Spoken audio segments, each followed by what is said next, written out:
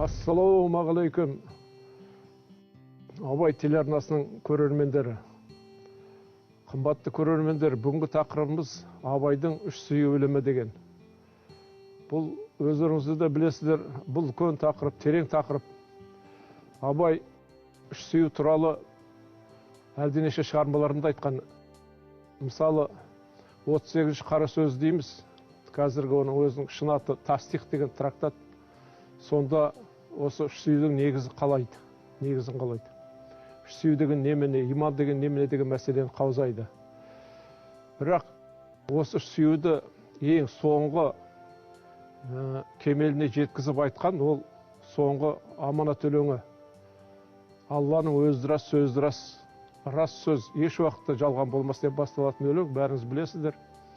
Сол жаңағы айтқан екі жолдың өзінде рас сөзін үш рет айтып тұр Абай атамыз. Яғни бұл ең керекті шындықты, ең керекті рухани шыңды айтқалы тұрғанын білдіреді.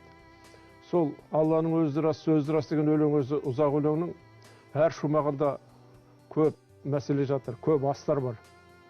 Оны бір бағдарламада айту мүмкін емес. Сондықтан бүгін тек үш сүйі төңірегінде сөз етеміз. Үш сүйі деген немене деген әңгіме жалғастырайық. Осы Алланың өзі рас, сөзі рас өлеңнің орта тұсында Абай атамыз айтады, мынандай шумақ бар. Имамдар ғибадаттан сөз қозғаған, Хуснизан мен иманды білді ойлаған. Иманның тазалығын жақсы ұқтырмай, сыртын қанша жуса да іші оңбаған деген шумағы бар. Бұл арада Абай атамыз тек имамдарды, не молдаларды сынап қана отырған жоқ. Абай атамыз бұл арада иман деген мәселенің өте қиын екен, оның тазалығы не екенін түсіну үшін өте үлкен білім керек екенін байқатып отыр. Яғни сол иманды түсіндіруге дайындалған имамдардың өзі дейді, тазалығын дұрыстап түсіндіре алмайды дейді. Мұның қиындығын осыдан біліңіз. Жалпы ғибадат деген сөзді алдымен тоқтайық. Ғибадат деген тәнмен құлшылық қылуға болады. Оны ғибадат деген араб сөзі құлшылық деген мағына білдіреді. Соны ғибадат тәнмен қылуға болады. Және ішкі жан жүрегіңмен қылуға болады.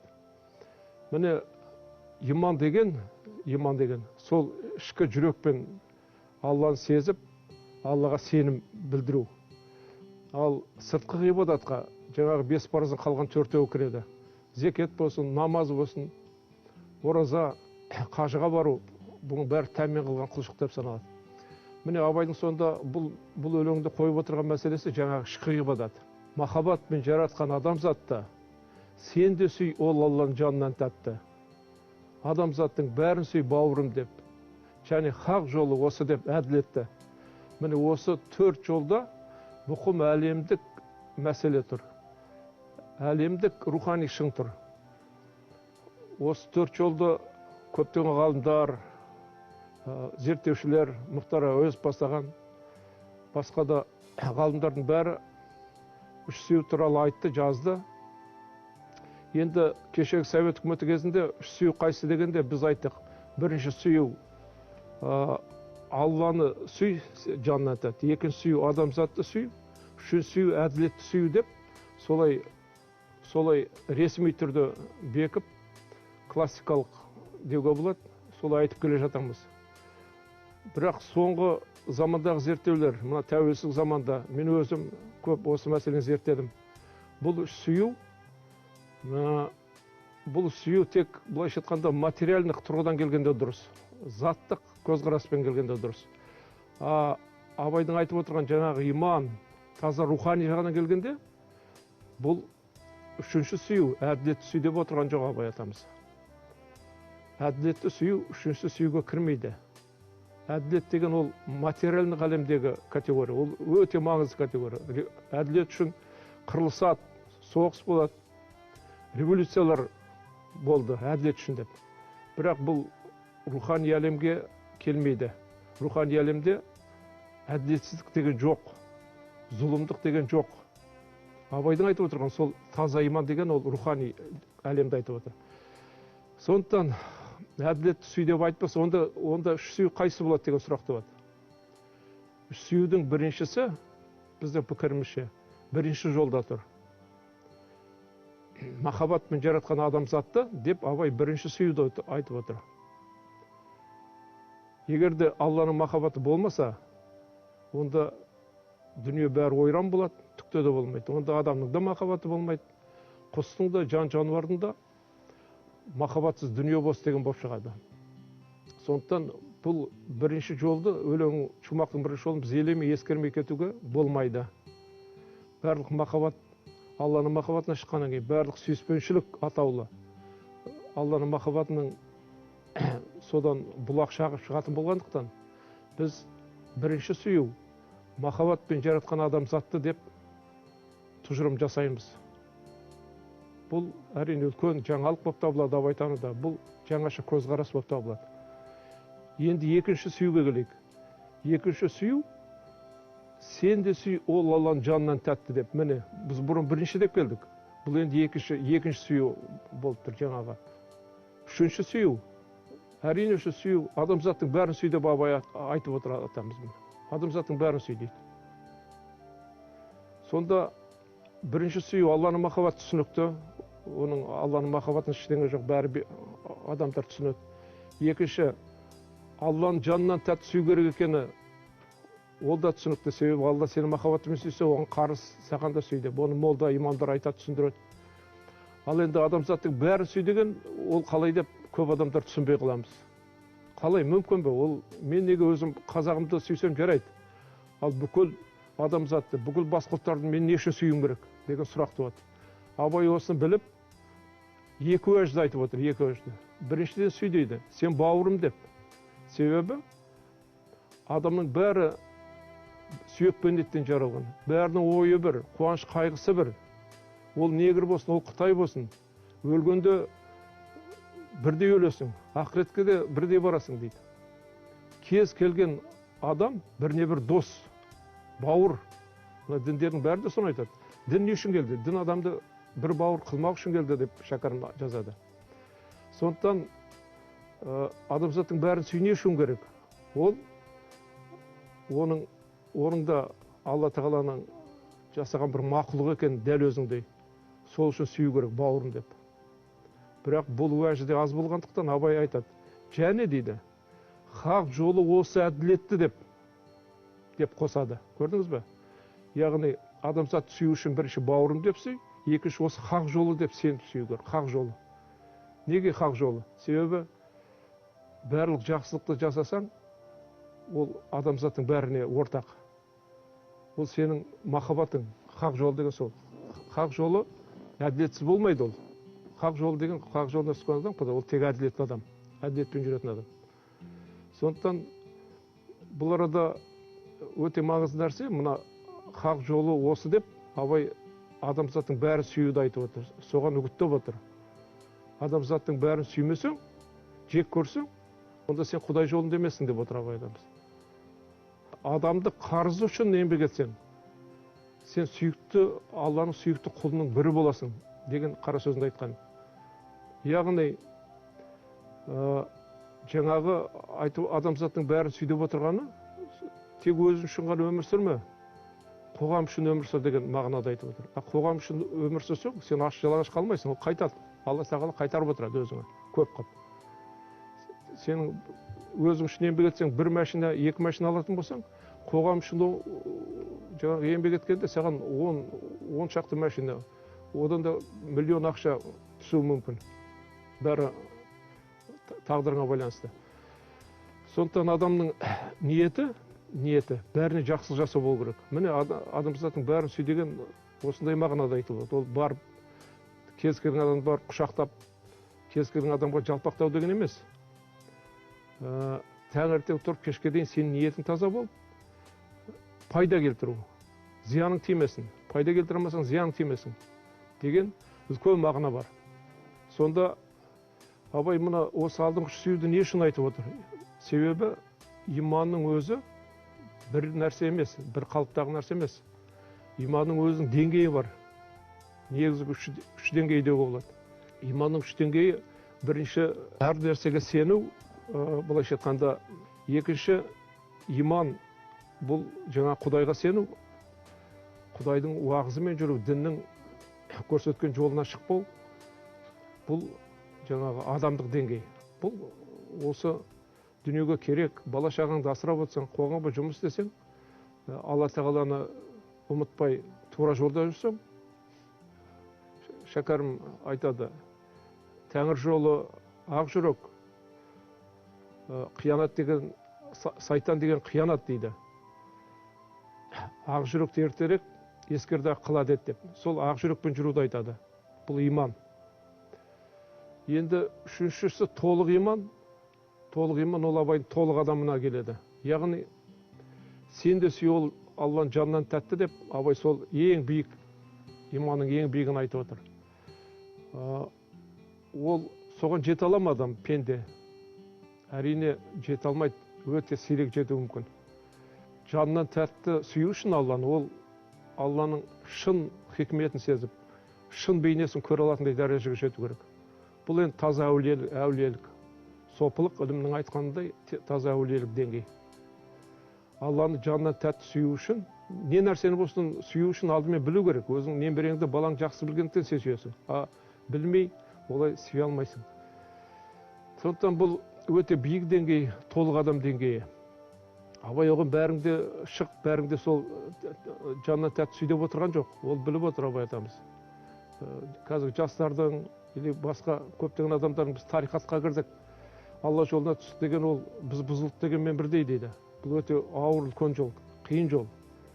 Енді бұлай түсінікті болу үшін айтайын. Спортта штангыдан, жүгіру секіруден олимпиада чемпионы болу, ол мыңдаған спортсмендердің қолына келмейді. Миллионның ішіне бір ғана спортсмен олимпиада чемпионы болады. Сол сияқты рухани жолда да, рухани шынығуда да, рухани жетілуде де сондай биік шың бар. Өте қиын шың бар. Ол Алланың жанынан тәтті сүю. Бұл толық иман. Ал енді Абай бүкіл қазақты, бүкіл халықтың бәрін сендер олимпиада чемпионы бол деп ешкімді айтпайды ғой. Сондықтан Абай айтып отырғаны бұл арада сондай биік бар толық адам. Ол болуы мүмкін деге көрсетіп отыр идеалды. Ал негізгі Абайдың адамдар тартып қоғамды көтеріп отырғаны адамзаттың бәрін сүй деген жаңа қайталап айтым, соған келеді. Адамзаттың бәрін сүюмен сен Алланы тағаланы сүюмен бір. Себебі Алла тағаланың өзіне сен жүрегіңмен ашылып жете алмасаң да, мына адамзат сүю арқылы адам болып өмір сүресің. Адам деңгейіне жетесің. Жаңағы иманның тазасын ұққан деңгейге жетесің. Иман мынау екен деп, міне осы өте маңызды. Иманның не екенін ұқпай жүріп, ол имандымы десе де адам, ол иманды болмауы мүмкін. Қателесуі мүмкін, төмен құлдырауы мүмкін. Сондықтан міне Абайдың жаңағы сүю ілімінің маңыздылығы жаңағы сатылап көрсетіп отыр. Төменгі иман, имансыз тіпті. Екінші иман, төменгі иман не жарым адам дейік. Одан кейін міне иман ортасы. Бұл адам болу, пенделіктен көтерілу. Үшіншісі толық иман, бұл жаңағы Алланы жанына тәтті сүю, әулиелік деңгей. Міне осыны түсіндіру, ұқтыру өте маңызды болғандықтан қазір дінде де адасу, өмірде де адасу, осы иманды біле алмаймыз. Өте қиын. Абайдың өзі дана бола тұра, міне өмірдің соңында осы ақиқатты тауып, осы ақиқатты өлеңіне түсіріп отыр. Бізге жетсін ұрпағым, осыны ойлансын, түсінсін деп.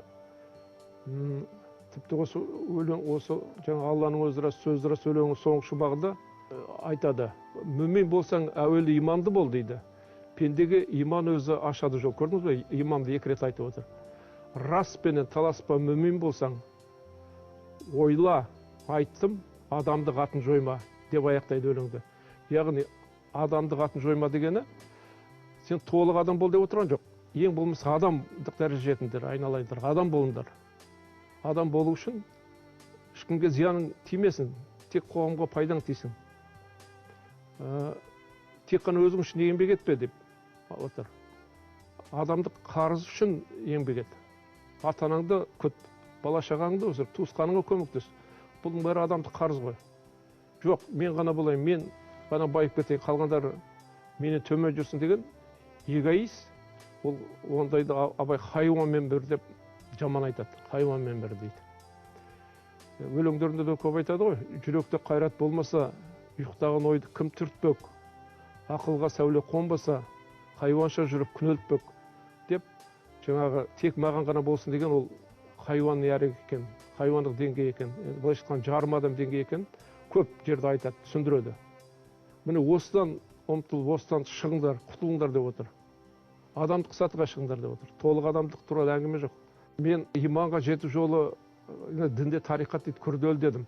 Бұл жас адам өзін-өзі баулып күнделікті өмірінде Құдай бар, Құдай көмектеседі деп сеніммен жүру керек. Сол біртіндеп жетіле береді де, Алла тағала өзі жас кезінде ме, орта жасқа келгенде ме, жолын ашып, жетелегенін сезеді, жетелей бастайды. Міне осы сәттен бастап содан айырылмай сол жолмен жүрсе, ол адам бақытты болады. Мен жаңағы айтқандай, тек кәртейгенде, өлер шағында ғана иман келеді деген емес. Жаңағы күші тасып тұрған орта жастағы адамдар соны ойлау керек. Тек жаңағындай өзіме ғана өзім демей, Алла тағала бар, қанағат керек, рақым керек. Алла өзің есірке деп жүрсе, күн бөгін, ай, жылма жыл ол өсе береді, ішкі дүниесі, тазара береді. Бұл өте маңызды. Абай атамыз тек шын иман ашылған күн, мынадай жаста демейді.